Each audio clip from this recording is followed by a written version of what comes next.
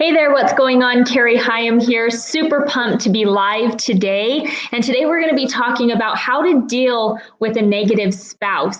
This seems to be a theme that I've heard over the last few days of people asking, how do I build this business when my husband or my wife, my boyfriend, girlfriend, partner, whatever it is, how do I continue to build this business when they're very negative?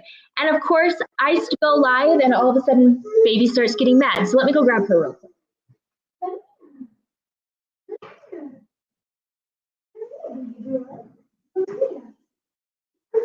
Everybody.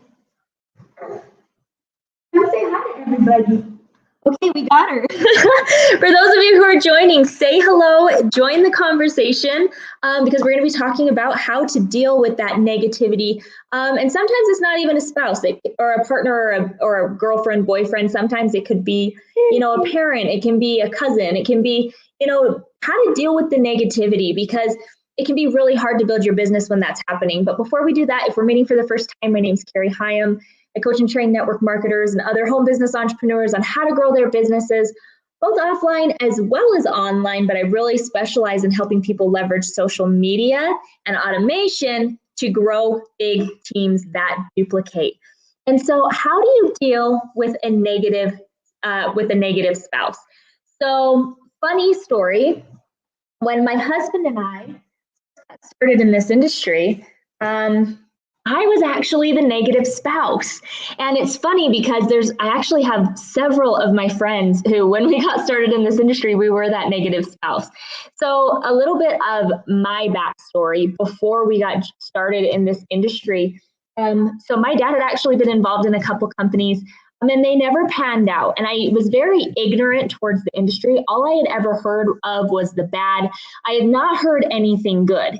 And so when Whit came home and wanted to do something like this, I said, no way, I'm not doing one of those things. You're not doing one of those things. We're not doing one of those things. We'll figure out a different way to, make our millions. And it's like, I look back on that time and I was very ignorant. And you guys, I don't know what I'm going to do with this business.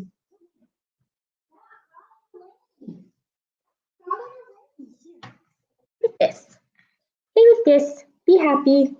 Be happy. Happy girl. So if you're dealing with that right now, maybe you have a negative spouse, maybe you have, I want to say a Karen in your life, right? Somebody who's always kind of dragging you down. Hopefully, how Whit handled me will bring some value to you on maybe what you can do to negate that negativity.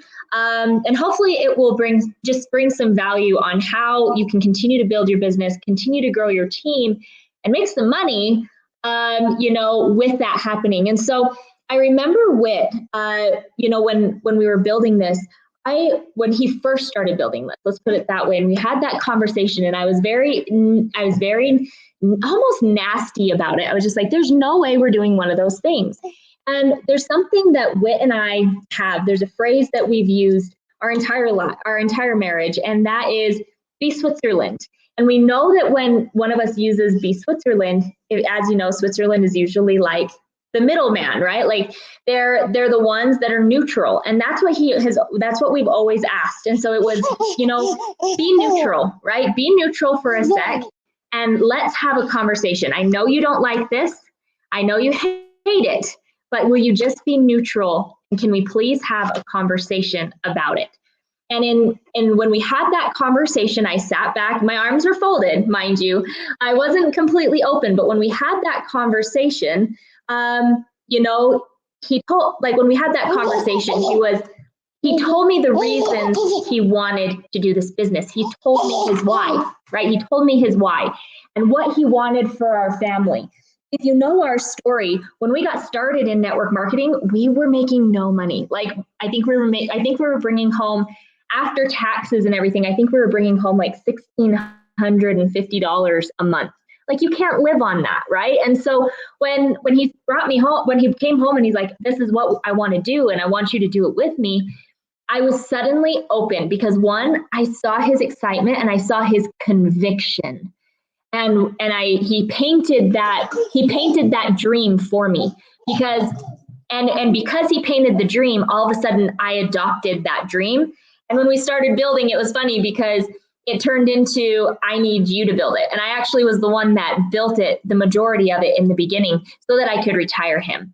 And so if you have that negative spouse, that's what I recommend that you do. Okay, I recommend that you say, can we please have a conversation? I know you don't like this. I know that you hate it. But if you love me, like, will you please just hear me out, right? Like, hear me out and let them hear your conviction. Let them hear the reason that you're wanting to do this business. Let them hear your dreams, your desires, your goals, and then paint out how you're going to make it happen. But you have to have that conviction, or otherwise, like if you're wishy-washy about it, none of it, it's all for nothing, okay? So every spouse is different, but I want to let you in on like the mindset of what's going on behind the scenes, okay? Behind your spouse's head, if this is you. And let me know if you're getting any value from this so far. But for me, I was negative because I had fear. There was a lot of fear in me when it came to this whole industry, because like I said, all I had heard was the negative. I hadn't heard any good. We were already in kind of a financial ruin state. And so I was worried that it was going to put us in even more financial stress. I was worried about the toll that it was going to have on our marriage. And so I want you to outline what those fears are with your spouse. And and most men, especially, one of their biggest fears, she's so ready for bed. I should have put her to bed first. But one of their biggest fears, you think she wants to nurse? Oh, honey. One of their biggest fears is that they're going to lose you. They're going to lose and miss out on time with you. Chances are they work full time. Hey.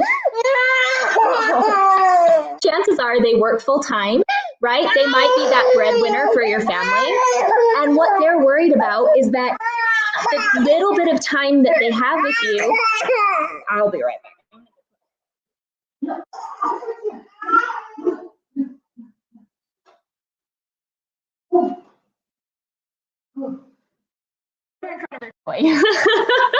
Sorry, you guys, we built this business with kids, without kids, whatever's going on, right? It was my turn to go live, and so I'm going live even with an ornery baby girl that is so ready for bed. So hopefully you're getting value and the chaos isn't distracting for you.